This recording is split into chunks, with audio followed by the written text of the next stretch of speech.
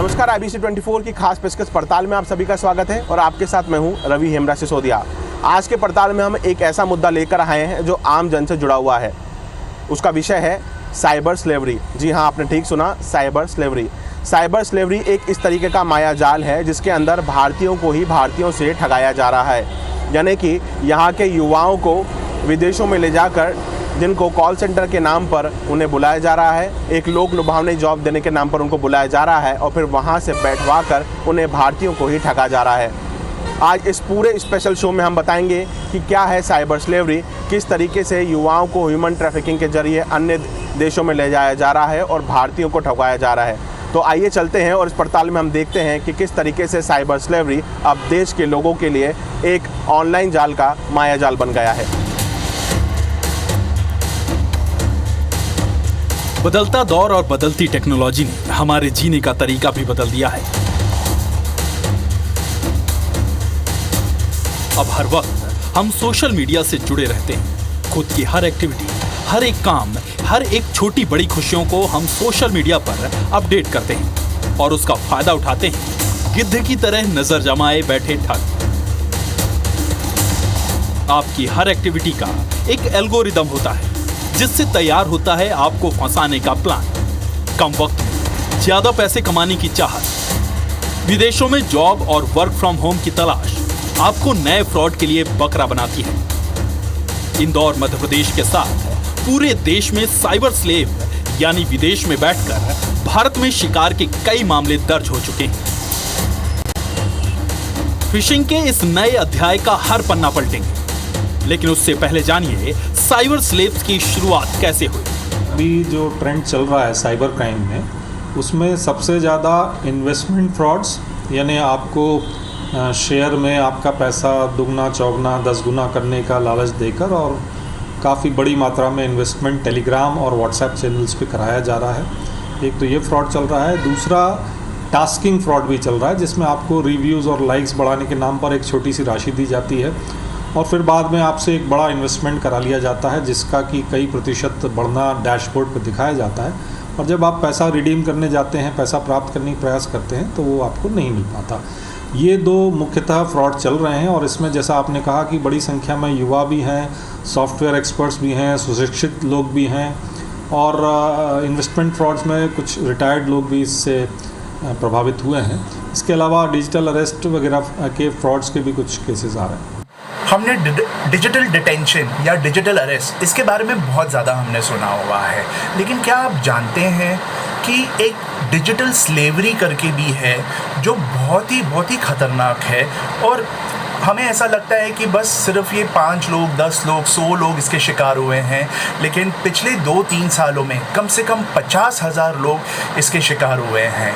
और जो digital detention के जो विक्टिम्स होते हैं या डिजिटल अरेस्ट के विक्टिम्स होते हैं, इनको विक्टिमाइज करने वाले, इनको धोखा देने वाले भी खुद एक विक्टिम्स होते हैं। ये जो चीज़ है बहुत ख़तरनाक है। जैसे मैंने की कहा था, अभी तक लगभग कुछ 50,000 लोग इनके शिकार बने हैं और पुलिस के मदद से इसमें से बहुत ही कम लोग आ चुके हैं।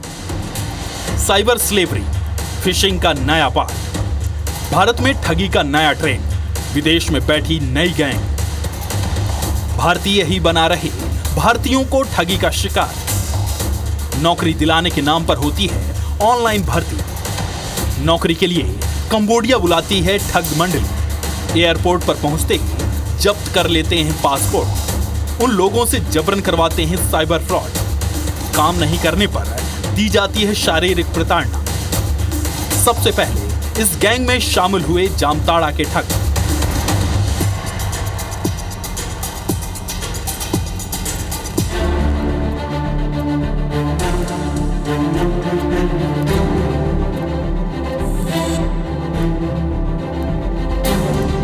अभी हमने आपको बताया कि साइबर स्लेवरी क्या होता है और कैसे इसकी शुरुआत भारत में हुई है।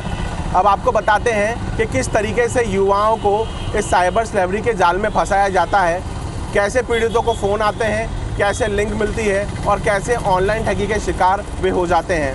अब तक कितने ऐसे युवा हैं जिनको इस तरीके से साइबर स्लेवरी के माध्यम से विदेशों तक ले जाया गया है और उनसे ऑनलाइन फ्रॉड करवाए जा रहे हैं।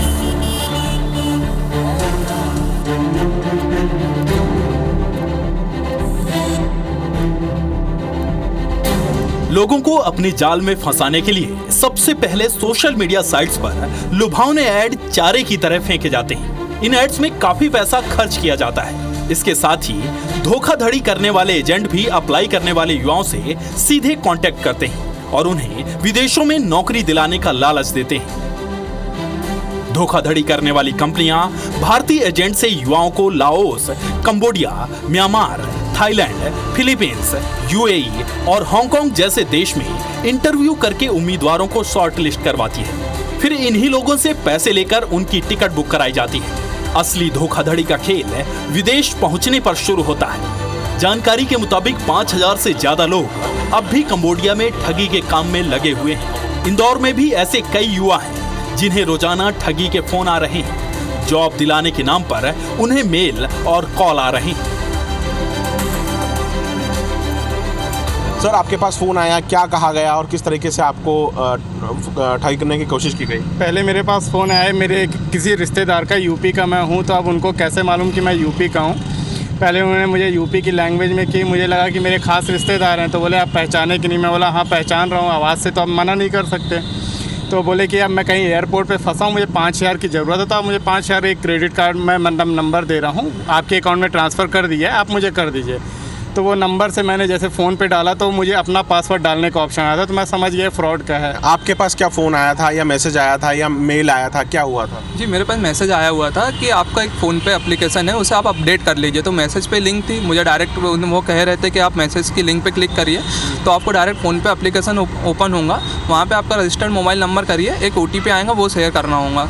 पर मुझे ऐसा लगा कि मैंने बैंक का मैसेज देखा हुआ था कि कुछ दिन पहले मेरे बैंक का मैसेज आया था, आप अपना OTP किसी को शेयर ना करें। आपके पास किस तरीके से फ़ोन आया था और किस तरीके से मेरे पास ऐसे 2 केस आए थे। पहला केस ये था कि एक बार क्या हुआ कि थाईलैंड से मेरे को कॉल आया, उन्होंने बोला कि आपको मैं 60-70 हज़ार रुपये दे रहा हूँ और आपके लिए बहुत अच्छी जॉब है। तो ऐसा हुआ और फिर उन्होंने बोला कि आपको कुछ भी नहीं करना है, इस लिंक पे आप अपने डॉक्यूमेंट को वेरीफाई कीजिए और चीज़ों को हम आपको टिकट्स करा के सब कुछ दे रहे हैं। लेकिन होता क्या है कि हम उन पे भरोसा कर ले, लेकिन वहाँ जाने के बाद फिर फंसने वाली चीज़ें रहती है। तो मैंने बहुत अपने दोस्त लोग से पता लगवाया तो वो पूरा फ्रॉड था। मेरे पास फ़ोन आया है कि आपका बेटा मेरे पास है और इसको हमने रेप केस के अंदर पकड़ लिया है, थाने के अंदर बैठा हुआ है, आप यहाँ पे आ जाइए या फिर हमको कुछ पैसे ट्रांसफ़र कर दीजिए तो हम इसको छोड़ देंगे। जबकि मुझे पता था कि मेरा बेटा ऐसा कुछ नहीं कर रहा, वो मेरे साथ घर पर ही था। साइबर स्लेवर्स कितने तरीके से आप लोगों को ठगी का शिकार बना सकते हैं, ये हमने आपको 1 नहीं 2 नहीं बल्कि तमाम ऐसे 7 से 8 एग्जाम्पल दिए हैं। देखिए, भारतीयों से ठगवाने के पीछे चीन का सबसे बड़ा हाथ है, क्योंकि चीन से लगे हुए म्यांमार, कंबोडिया, लाओस जैसे, वियतनाम जैसे तमाम देशों में बैठाकर इन भारतीयों को ले जाया जाता है। जॉब के नाम पर इनके पासपोर्ट छीन लिए जाते हैं और इन्हें शारीरिक प्रताड़ना देने के बाद मजबूर किया जाता है कि वो भारतीयों को लूटें।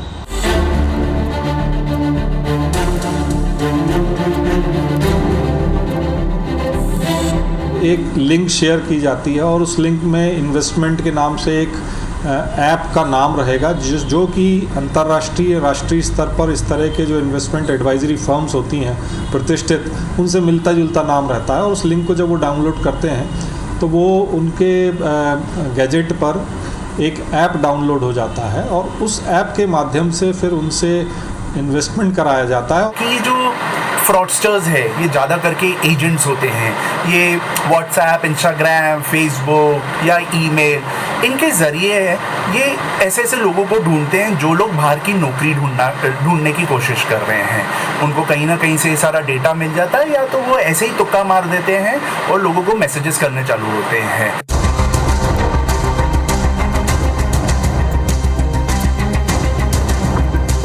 फिलहाल हमने आपको बताया कि साइबर स्लेवरी की मोडस ऑपरेंडी यानी कि काम करने का तरीका क्या होता है और युवाओं को किस तरीके से फ़ोन कॉल आ रहे हैं और उन्हें किस तरीके से ऑनलाइन फ्रॉड के जाल में फंसाया जा रहा है। लेकिन अब हम आपको बताते हैं कि ऐसे कौन कौन से देश हैं जो इस तरीके से ऑनलाइन ठगी भारतीयों के द्वारा ही भारतीयों को करवा रहे हैं। इंदौर, मध्य प्रदेश और देश में कुल कितनी शिकायतें दर्ज हुई हैं और इसके अलावा वो कौन कौन से प्लेटफॉर्म है जिसके माध्यम से लोगों को ठगा जा रहा है।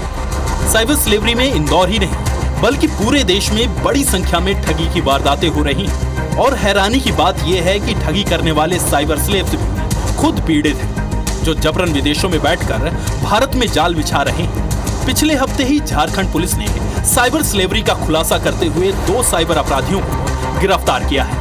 अपराधी विदेश में नौकरी दिलाने के नाम पर युवाओं को विदेश ले जाते और फिर साइबर अपराध के धंधे में धकेल देते। उन्हें जबरन डरा धमका कर थाईलैंड और वियतनाम के रास्ते कंबोडिया भेजा जाता था। रांची पुलिस ने 2 साइबर अपराधी वसीम खान और यमुना कुमार राणा को गिरफ्तार किया है।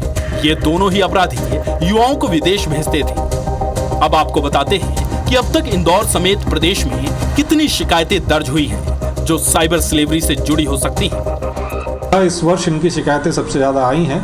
लगभग 100 के करीब शिकायतें राज्य साइबर सेल की इंदौर इकाई को प्राप्त हुई हैं और इनमें जिन खातों में पैसा डलवाया गया है, जिन बैंक खातों में पैसा डलवाया गया है, वो भारत के अंदर ही स्थित हैं। सोशल प्लेटफॉर्म पर सबसे पहले हम इंदौर की बात करें तो इंदौर में जनवरी 2024 से लेकर जुलाई 2024 तक 100 से ज्यादा शिकायतें दर्ज हुई हैं। पिछले 6 महीने में अगर मध्य प्रदेश के आंकड़ों की बात करें तो 500 से ज्यादा शिकायत दर्ज हुई हैं। इन सब में इन्वेस्टिगेशन में इनकी base location Vietnam, Cambodia, Myanmar, Philippines, UAE और हांगकांग सामने आई है। सोशल प्लेटफॉर्म टेलीग्राम, व्हाट्सएप पर सबसे ज्यादा ठगी के टास्क आते हैं। इसके अलावा इंस्टाग्राम, एक्स, फेसबुक, यूट्यूब जैसे प्लेटफॉर्म पर भी ठगी हो रही है।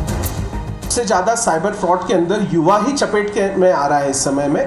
टेलीग्राम्स पे विभिन्न चैनलों के माध्यम से लिंक आती हैं, इंटरनेशनल लिंक्स आती हैं जिसके अंदर उन्हें अलग अलग टास्क दिए जाते हैं। टास्कों के माध्यम से उनको पैसों का प्रलोभन दिया जाता है। शुरुआत में तो उन्हें कुछ 50-100 रुपये कम अमाउंट की राशि मिलती भी है, लेकिन वहीं उनको बड़े लालच को दे करके और ज़्यादा अमाउंट बनाने के लिए बोला जाता है।